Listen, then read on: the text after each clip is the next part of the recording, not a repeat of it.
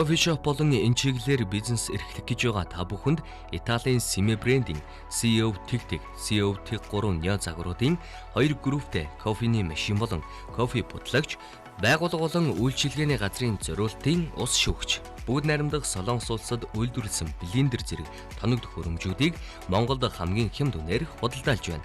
Гоёмсог загвар хямд үн үйлдвэрийн баталгаа, мэрэгжлийн зөвлөгөө, мэрэгжлийн холболд суйрлуулалт, үнгүй баристагийн сургалт, урт хугацааны хамтын ажиллагааг танд санал болгож байна.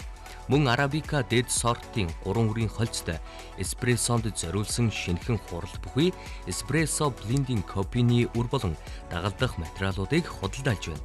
Бид кофегоо нөөцөлж хадгалдаггүй. 7 хоног бүр шинэхэн үрийг хэрэглэгчдэд шууд нийлүүлдгээрээ давуу талтай.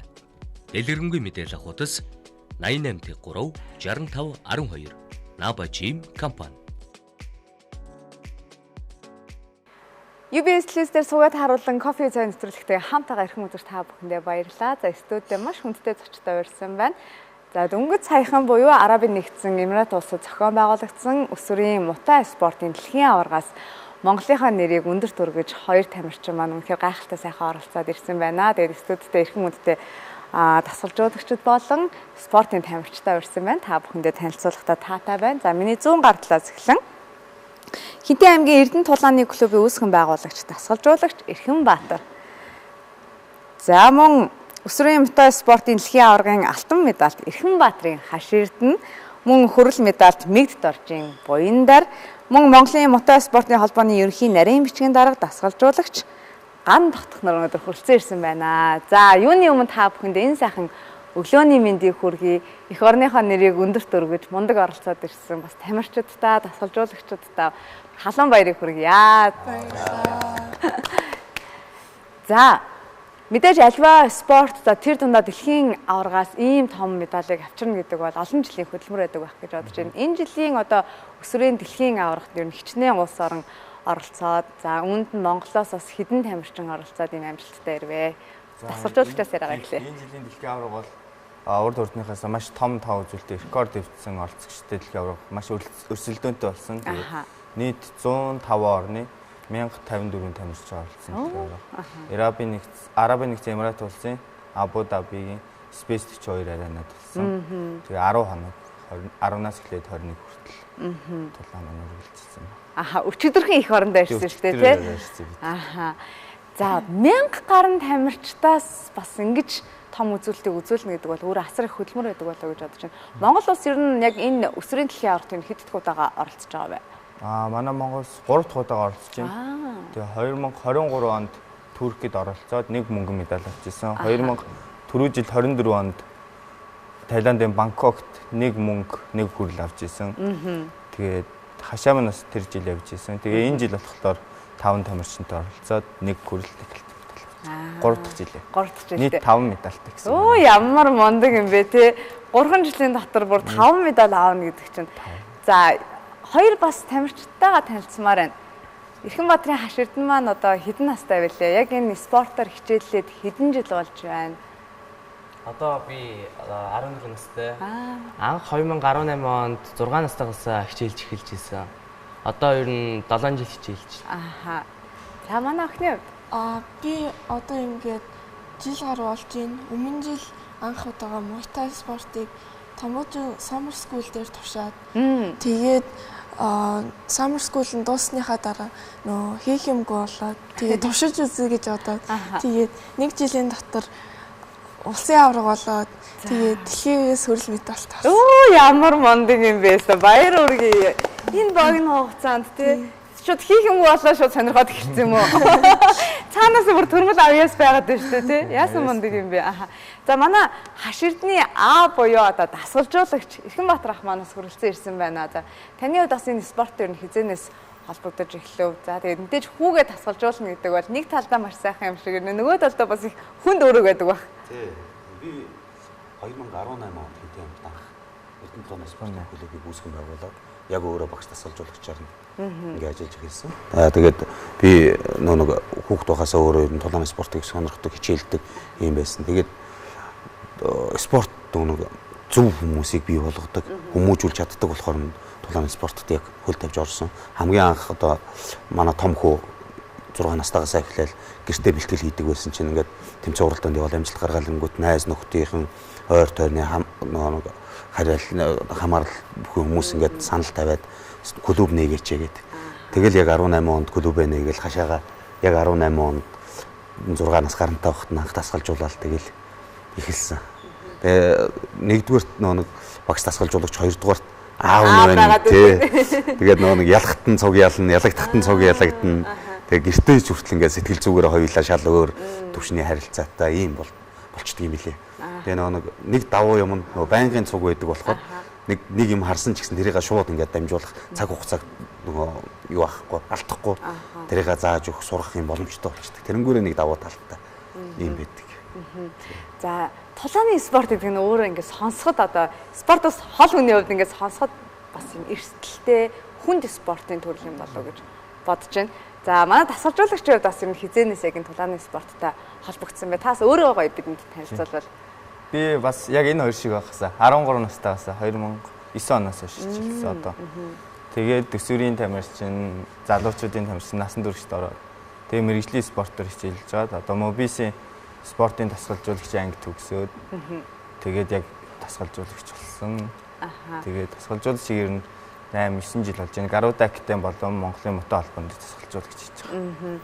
За мото спорт нь бас яг ямар төрлийн, ямар спорт юм бэ гэдгийг та бидэнд мото спорт болохоор манайхан ойлгохдоо кикбокстэй төстэйг ойлгочих болно. Тэгээ кикбокс гар хөлөөрөө туллаа дээрээс нь өвдөг тохоо орж ирнэ. Клинчний нөгөө барилдаанууд орж ирнэ гэсэн. Тэгээ Монгол хүүхдийн нөгөө бие бэлдэр болон сэтгэл зүйд бол маш тохирсон спорт гэж бодож байгаа. Тийм болохоор ийм богино хугацаанд илүү өндөр амжилт гаргаж байна гэж бодлоо. Тулааны спортод манайхан ч угаасаа авьяастай шүү дээ, тий.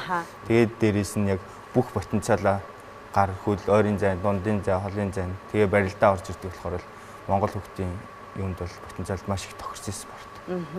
Энэ жилийн дэлхийн аварга нийтэд 5 тамирч явсан. 5 тамирч явсан. За та хэд маань ер нь хэр урт хугацаанд бэлтгэл хийв? Дэлхийн аварга за хашаа маань бол хар багаас эхлээл тулааны спортоор хичээлсэн. Тэгээд сүүлийн жилүүдэд бол Монголд болж байгаа бүх тэмцээнд төрүүлж байгаа. Шилдэг тамирчин болж байгаа. Тэгээд түрүү жилийн дэлхийн аваргад 9 сард бас Таиландын Бангкокт болсон 13 хүүхэдтэй явсан бидэд. Тэгээд хашаа маань бас яг хөрлийн төлөө Казахстаны тамирчинд ялагдаад медаль гүйж ирсэн. Тэгээ энэ жил нөгөө 13 хүүхдээс хаширд нь ганцаар ахаад дагаа нэхээр энэ жилийн дэлхийн аваргад орж байгаа. Нөгөө 12 маань ороогүй гэсэн. Тэгээд тэр нь их онцлогтой хаширд нөр яг медаль гүйс халсан ч гэсэн ахиж дагаа нэхэж орж ирээ. Тэгээд тий алт авч чадсан шүү дээ. Тий буян дээрийн хувьд би дэлхийн аварга зориулж энэ 100 бэлдсэн. 6 сард Хятадын багтай хамтарсан бэлтгэл Гуанчжоуд хийгээд 7 сард Азийн аваргын бэлтгэл хангагчаар яваад тэгээд 8 сард эндээ 1 сар бэлтгэл хийгээд хашаа бас хинтигээс хотод ирээ шигшээ баг дээр нийтийн бүгдийг бэлтгэж байгаа тэгэхээр. Тулааны спорт гэхээр ээжүүдийн хувьд бол их жоохон айцтай байгаад байдгийн тий. Манай хашаагийн хувьд яг аав насыг дасгалжуулагч хийгээд ер нь яг юм хэцүү зүйл байдаг уу? Автогоор дасгал бэлтгэлтэй хамт байхад ер нь ямар байдаг вэ? Ер нь гоё. Гоё. Тэгэл бэлтгэл дээр байхдаа дасжуулаад гэртээ байхдаа бас зааж зөвлөөд бас сав үргээр байдаг, дасгалжуулагчийн үргээр байдаг. Ер нь гоё шүү. Мото спорт нь ер нь анх яаж дурлж байв? 6 настай тэгээд тухайн үед зүгээр аавын хийснээр орсон юм уу? Аль эсвэл ер нь ингээ багасаа ер нь за тулааны спортоор хичээлэх харагдаад байв. Би анх тулааны спортоор манай ах тулааны спортоор хичээлж ирсэн гэсэн. Тэгэхэд би ахыгаа хараад тэгээд ахшгээ тамирчин боллоо гэдээ анх тулааны спортод төл тавьж ирсэн. Тэгэл тулааны спортын маань замнал эхэлсэн дээ. Хэцүү зүйл байдаг уу? Хэцүү зүйл ер нь байхгүй шүү. Байхгүй юу? Тэ. Багасаа хичээлсэн болохоор тэр надад л яг хэцүү зүйл бол нэг хэмэр гараад байдаг бай. Одоо сая багш нь хэлсэн шүү дээ. Яг хүрэл авах гад тий ялагдахад ямар эсвэл харьцангуй бас сэтгэл зүйн хувьд ер нь бэлтгэлтэй байдаг юм уу? Өмнө жил дэлхийн аваргаас мултрахад жоохон харамсаж исэн. Тэгээд яг дараа жил ороод алтын авнаа гээл зорьсон. Тийм зорьсон. Тэгээд авсан да. За охин хүүхдээ тулааны спорт бол бүр хэцүү байх гэж би бол хувьдаа бодож байна.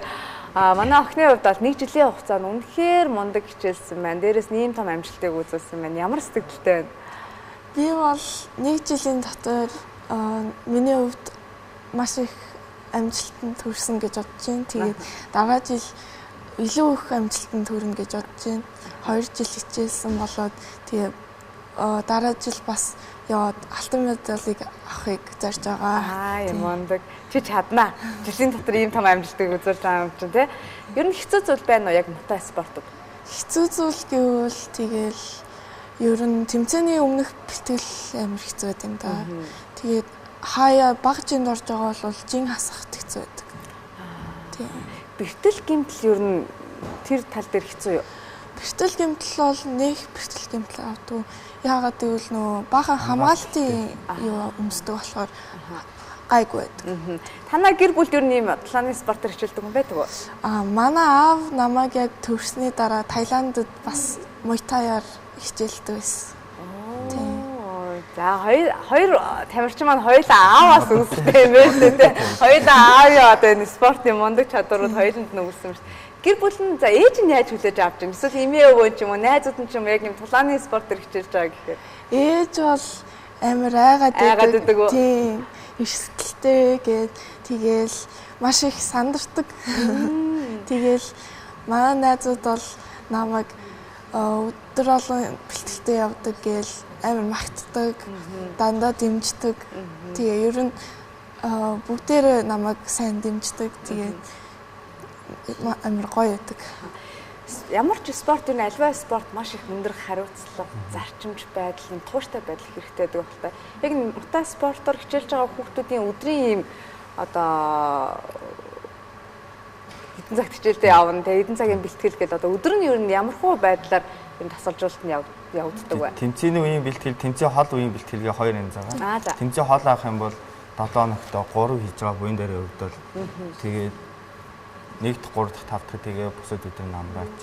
Яг форм алдахгүй тэгээд дутуу юмнуудаа нөхөд тэмцээ ойртох юм бол хичээлээс үе чөлөө аваад өдөрт өглөө орой тэгээд 7 хоногт 10 тэгээ хагас өдөр кроссны бэлтгэлээр 7 хоногт 11 бэлтгэл хийдэг.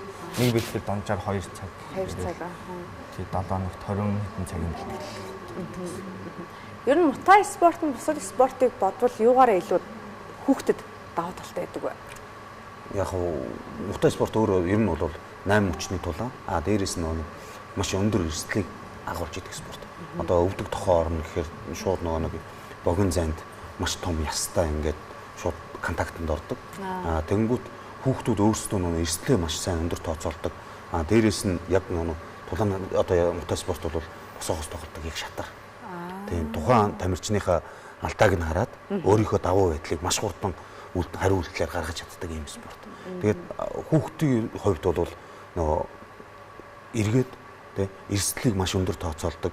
Зөвхөн одоо юу гэдгийг тулаанаас гадна амьдрал дээр ч юм уу тэгээд зорьсон зорилготой тууштай байх ялж ялагдахыг ойлгуулдаг. Тэгээ мэдээж тулааны тамирчин нэг маш их хүндэлдэг. Дэвжин дээр гараад рингэн дээр гараад хоорондоо өсөлдөж байгаа болохоос биш буугаад бүгд найз нөхдөд байдаг. Энэгээрээ давуу талтай спорт. Зөвхөн одоо биеийн хүчний бэлтгэлээс гадна яг эдгээр тамирчидд маань яг ямар өөр хичээлүүд ордог вэ? Наац нь одоо сэтгэл зүйн одоо хичээлд орох бах тий. Сэтгэл зүй орно. За дээрэс нь одоо зөвхөн биеийн хүчний л гэж ойлгож байгаа болохоос биш техник орно, тактик орно тий. Тэгээд бусад тамирчныгаа одоо судлах. За өөрийнхөө одоо илүү одоо давуу байгаа байдлыг давтах ийм төрлийн маш олон төрлийн зүйлүүд ордог. Зөвхөн сэтгэл зүй одоо техник хоёроос гадна дахиад биеийн хүчний бэлтгэл, сонголт за тэгээд тухайн тамирчиндаага хэрхэн тулдах төлөвлөгөө хүртэл ингээ боловсруулна.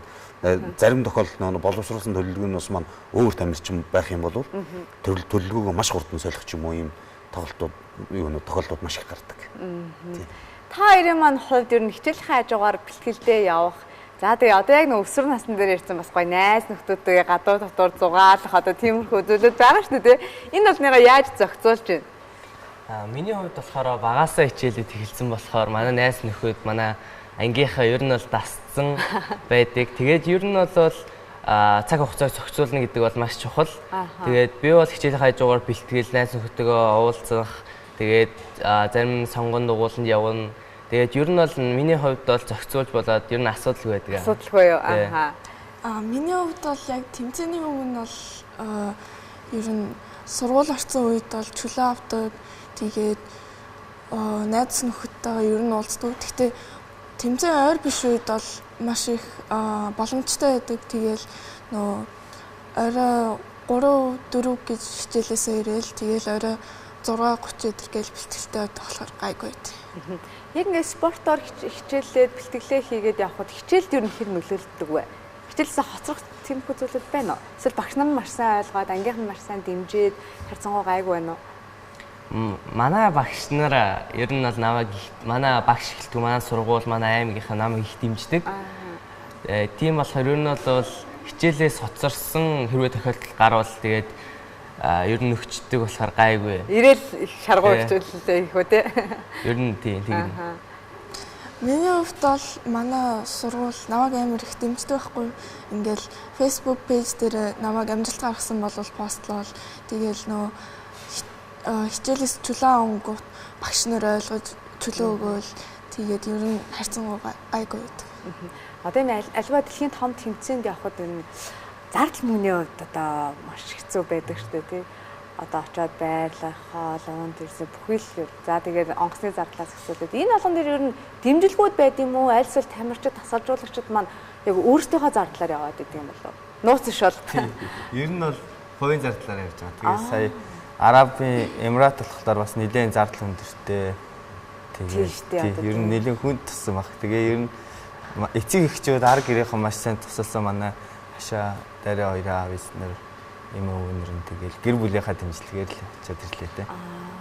Ер нь цаашдаа одоо Монгол улс 3 жил оролцож байгаа хэмээн ийм өндөр үзүүлэлттэй явж байгаа шүү дээ. Ер нь цаашдаа ийм Монголын одоо спортын тийм юунд те одоо дэмжлэг орох боломж нь хэр байдаг вэ? Ер нь бол уул нь улсаас дэмжлэг авбал илүү бүр амжилт олбор дэш өгсөх байх л гэж байна. Одоо яг нөгөө яг спорт хөгжихээр ингээл энэ Мутай спорт олон улсын бүр глобал спорт боллоо. Сая оролцогчдын таваараа ч гэсэн зарим олимпийн төрлүүдээс илүү гараад ирж байгаа. Тэгэхээр олимпиад ороход айгүй ойрхон болсон.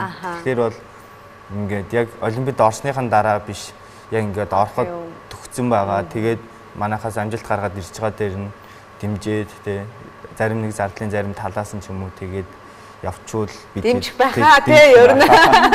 Тэгээ явчвал дараа нь олимпиад ороход бэлэн тамирчид шууд ингээд гараад ирэх боломжтой байгаа.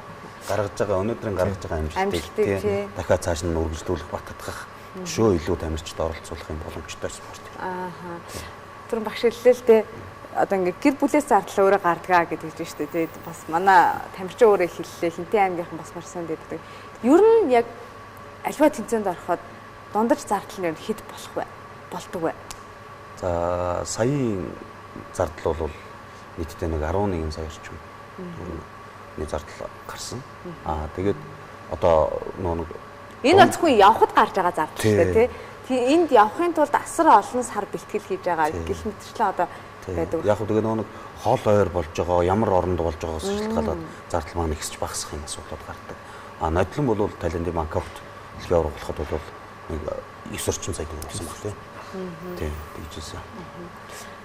Гэр бүл нь ер нь хамт явах боломж бол байж болдог уу? Эсвэл зөвхөн тамирчид болдог. Уул нь нээлттэй тий. Гэхдээ сая явахдаа бол хэдэн 6 өдрийн бүрэлдэхүүнтэй л явсан уу?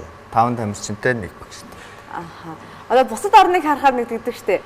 За тасалжуулагч тамирчдаас гадна одоо нэг хоол зүүчин явдаг, сэтгэл зүүчин явдаг, эм зүүчин явдаг. Тий бэртэл гимтлийн одоо эмчин явдаг, бүр медиа баг нь явдаг гэх мэтчлээ. Манайхаас бол яг ингэж явбал илүүтэй бас амжилтыг бүр л олон олноор л үзүүлж чадах байх тий. За та хоёрын манд хувьд ер нь яг энэ спортоор ойр тайрных нь хэр хичээлж байна? Ер нь Мутай спорт Монголд ер нь хэр хөгжиж байна? Найзууд ер нь хэр уриалдаг вэ? Ер нь намайг ингээд Хинтээ аймагт сургуультай амжилт гаргаад ирэхээр манай найзууд ямар гоё юм би бас хичээлээ л да гэж ер нь их зүгээр өглөөдрөөр авч бас хичээлдэг. Ер нь миний ч бас хувьд ер нь зөв үйлдвэрээр үзүүлээ. Тэгээд мотой спортод ер нь спортоор хүүхдүүдийг хичээллүүлээ гэсэн бодол ер нь байдаг. Тэгээд намаагч дагаад ер нь спортоор хүүхдүүд хичээлдэг. Манай дараагийн хувьд хотод байдаг уу? Тийм, хотод байдаг. Аль сургууль сурдаг вэ? English School of Mongolia сурдаг. За ойр тарных нь ер нь хэр их яг энэ спортоор хичээлж байна? Манай найзууд ер нь ингээл нэг одоо туршиж үзье эдэр гэл ер нь ярьдаг байхгүй юу? Тэгэл сая нөгөө тэмцээнтэй байсан болохоор маш их завгүй байлаа. Тэгээд одоо ер нь тэмцээн гайгүй болоод ирсэн юм чинь. Наваа хаяа тэмцээний өмнөх бэлтгэлээр ирж хардгийн. Тэгэл бас өөртөө туршиж үзье л гэдэг. Хинтээ аймагт тэр хичнээн хүүхдүүд одоо яг таны үүсгэн байгуулсан клубт хичээлдэг бай. Ер нь хэдэн наснаас хичээлэл болд юм бэ? Ер нь за 6-7 наснаас анх тулааны спортоор хичээллүүл юм даваа талтай гэж боддог. Тэгээ нөгөө 6 настай хүүхдүүд болохоор нөгөө 1-р анги 1-р тэгээд нөгөө хичээллэгтэй ачаал ихтэй юм байдаг. Тэгээ ер нь бол 7 настайгаас нь авч хичээллүүлж хэлдэг. Одоогоор нэг 20 орчим шавьтай яг одоо ингээ бэлтгэл тасралтгүй хийдэг. Нийтдээ бол 100 гаруй шавийг 7-8 жилийн хугацаанд бэлтгэсэн байна. Тэгээд одоо ингээ хаш эрдэнэс манах бол ингээ дэлхийн авраг болоод тий ингээ намайг баярлуулаад байж байгаа маш хөөртэй байдаг. Ер нь бол олимпиад ойрхон байна л гэж бол харагдаж байна тий. Ер нь юм дэлхийн том тэмцээнд ороход мутай спортоор хичээллэхэд ер нь ямар шалгуурыг давж иж яг энэ том тэмцээнд л орд юм бол тий эхлээд бол их мах хэлсэн шиг клубдээ яг сайн болсон байх хэрэгтэй. Клуб дотор хамгийн шилдэг тамирчин байх хэрэгтэй. Тэгээд дараа нь нэрмжит тэмцээн ч юм уу тий улсын аврагт орно. Улсын аврагаас жиндээ төрүүлээд дэлхийн аврагт нөгөө Монгол улсад төлөөж оролцох хэрэг авна. Тэгээд дэлхийн аврагт. Тэрнээс өмнө ийм олон орны өөр бусад тэмцээн урлаанд орох хэрэгтэй гэсэн одоо нөгөө нэг юм олимпиадын дээр заагдсан байдаг шүү тийм зүйл бол байхгүй мэн тий. Дэлхийн аврагт дээр бол аахгүй одоо Азийн наадам залуучуудын Азийн наадамд мөтө орсон байгаа. Бахрайнд болох. Тэгээд тэн дээр бол яг юу тодорхой яг жинтэй яг тэр жин дээр дэлхийд сайн байх хэрэгтэй. Одоо өсвөрийн аврагаас гадна бага насны хүүхдийн гэж байдаг юм. Шууд өсвөрийн аврагаас ер нь өсвөр нь нөгөө 10-аас 12, 13-аас 14, 15-аас 16. Тэгж ангиллаар хоёр байдаг. Таны харж байгаагаар ер нь Монгол хүүхдүүд ер нь яг энэ мутай спортоор их хичээлж байдаг вэ? Хичээлдэг вэ? Сүүлийн жилүүдэд бол хичээлэгчийн тоо нэлээд нэмэгдэж байна. Тийм нөгөө олон улсын тэмцээнд яваад мутай спорт мөн өөрөө нэлээд хөгжөөд зурагт интернет бүх юмар сайн явж байгаа болохоор хичээлэгчний тоо ер нь жил болгон гээл улсын аврагт орж байгаа тамирчид 100-100-аар нэмэгдээл. Дараа жил ахаал 100-аар нэмэгдээл 400-500 болох байх. Өнгөрсөн жил 300 тамирч орсон. Монголд ер нь дасгал сургууль бэлтгэл хийхэд одоо орчин боломж нь ер нь ихээр нээлттэй юм бол одоо ер нь гайгүй болж байна. Тий. Тулааны спорт зөвхөн мутай гэхгүй бокс мутай, кикбокс мутай, MMA мутай гэсэн клубүүд их нэгдээд манай одоо 30-аад клуб, 30 гаруй клуб бүртгэлтэй байгаа. Юу нийт орон даяар улсын хэмжээнд 32 клуб бүртгэлтэй улсын аврагтай гарч байгаа. Тэгээ 300 гаруй тэмцэж. Одоо энэ тоглоом л нэмэгдэх баг. Уулын цол аймаг болгоно нэг спортын клуб бол байх боломжтой л юм байна шүү дээ тий. За яг Монголд яг энэ мутай тулааны спорт нь хизээнээс яг үүсч хөгжөөд юм явж байгаа. Яг 2007 оноос хойш нэг олон улсын IFMA гэдэг олон улсын мутай холбоонд гишүүн болоод тэгээд тэрнээс хойш насан туршид Азийн авраг юу тэмцээнүүдэд оролцож байгаа. Тийм олон улсын тэмцээнд оролцож эхэлж байгаа. Өмнө нөгөө кикбоксing холбоотойгоо цуг 92 оноос цуг явж исэн. Тэгээд 7-оос хойш тусдаас халаад кикбокс мутай гэдэг тустай. Энэ хоёроос гадна за нийт 5 тамирчнаас аяа явлаа шүү дээ. Тэр 5 тамирчдыг ер нь хичнээн тасалжуулагч багш нар бэлдэх үү? 5 галт дивжээний идрээ багш 2 хүүхэд, тэгээ Гаруда академиас 2 хүүхэд, хинтигээс 1 хүүхэд тэгэхээр 3 тамирч. Миний ард дахиад нэг тасалжуулагч байгаа. Тэнд 2 чи бас нэг 5 6 тийм тасалжуулагч багш гэсэн юм шүү дээ тий. Аха. За та хэдийн маань одоо цаашдын зорилго одоо ер нь ойрын хамгийн том тэмцээн юу байна? Одоо миний зорилго гэвэл сая өсвөрийн дэлхийн аварга болчлоо. Дараа нь залуучдын дэлхийн аварга. Тэгээд насан туршидын дэлхийн аварга. Тэгээд ер нь бол том болоод UFC One Championship ороод аварга бол хийх гэсэн бодолтой байна. Чи чадна. Зорилгоо томруулаад явна да. Мундаг. За манай охины хувьд Би одоо л дараа жил Алтавь гэдэг зорилготой байгаа. Тэгээд ер нь одоо надад 5 жилийн өсвөрийн дэлхийн орох боломж байна. Тэгээд тэр бүх 5 жилдээ бас нэг шилдэг тамирчин авах зорилготой байгаа.